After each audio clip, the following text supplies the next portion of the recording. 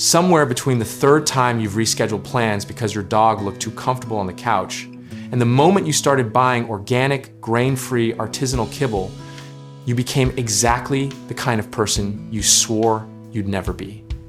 And honestly, you wouldn't trade it for anything. Imagine you're sitting at your desk on the worst day of the year, the emails won't stop, your coffee went cold, and someone in accounting has, once again, eaten your lunch. Then a small, warm, completely indifferent creature walks across your keyboard and ruins your spreadsheet. And somehow, inexplicably, everything feels a little more bearable. How is it possible that an animal who cannot speak, pay rent, or apologize for chewing your favorite shoes has become the emotional center of your entire life? What is actually happening in your brain when you look into those eyes and feel, without question, unconditionally loved? Turns out, the science is almost embarrassingly validating. When you lock eyes with your pet, both you and the animal experience a surge of oxytocin, the same bonding hormone released between parents and newborns, which means biology itself has decided that your cat owns you now. The pet industry, of course, caught onto this neurochemical loop decades ago, and they have been engineering your devotion with the precision of a pharmaceutical company ever since. Matching holiday outfits, GPS trackers shaped like little paw prints, birthday cake flavored dog treats. These products exist because someone in a boardroom understood that pet love is not rational, and that is exactly where the money is. Cue the Instagram accounts with more followers than your cousin, the professional pet photographers, and the influencer dogs wearing tiny sunglasses in front of luxury hotels, all of it a monument to how completely we have surrendered to the bit. We are not consumers who happen to own pets.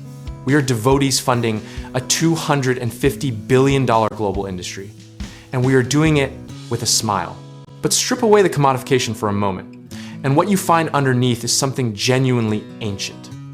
Humans and domesticated animals have co-evolved over roughly 15,000 years, developing a mutual dependency so deep that scientists now argue pets and people have shaped each other's emotional development as species. You don't love your pet despite the inconvenience, the vet bills, the 3 a.m. wake-ups, the fur on every single piece of clothing you own. You love them, in part, because of it. Because caring for something vulnerable activates a part of you that modern life rarely gets to touch. There's a reason people talk to their pets in full sentences, explain their problems to them, and genuinely believe the animal understands. Psychologists call this anthropomorphization. And while that word sounds clinical, what it really describes is your brain doing something beautiful, extending empathy so instinctively that it reaches beyond species lines. What's darkly funny is that pets, bless them, have absolutely no idea they've been cast as your emotional support system, your therapist, your best friend, and your primary reason for coming home on time. Your cat is not waiting by the door because it missed you. It's waiting because it knows you control the food. And yet, your heart still melts every single time. Studies consistently show that pet owners report lower blood pressure, reduced cortisol levels, and measurably higher scores on loneliness and depression assessments compared to people without animals. The effect is so pronounced that hospitals, universities, and corporate offices have begun importing therapy animals as a legitimate mental health intervention, which means we have collectively decided that the ancient human-animal bond is more effective than some of our modern solutions. The debate, of course, exists. Critics argue we're displacing human connection onto animals, projecting emotions onto creatures who experience the world in fundamentally different ways, and spending money on pets that could address genuine social problems. And look, they're not entirely wrong, but they're also the people who have clearly never had a dog fall asleep on their feet during a thunderstorm. What's fascinating is how pets adapt to fill the exact shape of whatever emotional void you're carrying. For lonely people, they're companionship. For anxious people, they're grounding. For grieving people, they're routine and warmth and a reason to get out of bed. They don't try to fix you, they just stay, and it turns out that's exactly what most of us needed.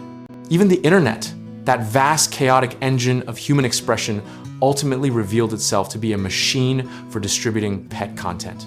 Every platform, every algorithm, every social experiment, eventually arrives at the same conclusion. Show people animals, and they will come. Cats broke the early web, and nothing has meaningfully changed since. The relationship has also evolved in ways previous generations would find genuinely baffling. Pets are now written into wills, included in divorce settlements, given birthday parties, and mourned with the kind of public grief once reserved for people. We have not gone too far. We have simply stopped pretending that this bond was ever less than what it is. There's something quietly radical about loving a creature who will never understand the concept of money, status, productivity, or the particular social anxiety of modern life. In a world that demands you constantly perform and optimize, your pet is the one relationship where none of that applies. They don't care about your salary, your follower count, or whether you finally responded to that email. Grief researchers have begun to take pet loss with the same seriousness as human bereavement, recognizing that the depth of the bond means the depth of the loss is entirely real and entirely valid. You are not being dramatic when you fall apart after losing an animal you raised for 15 years. You are grieving someone who knew you in a particular way that no human ever quite replicated. And perhaps that's the most honest answer to the question of why we love them so completely.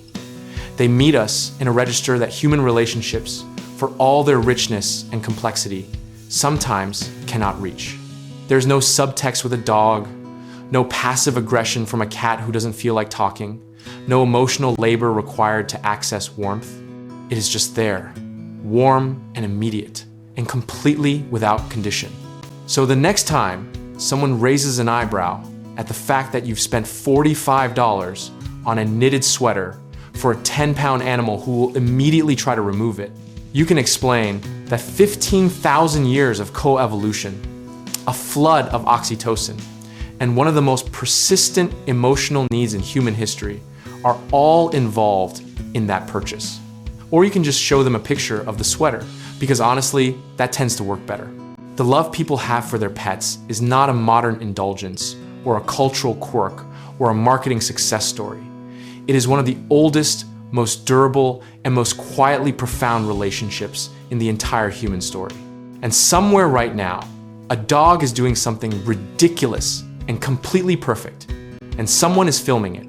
And that film will make a stranger across the world feel, just for a moment, that everything's gonna be okay.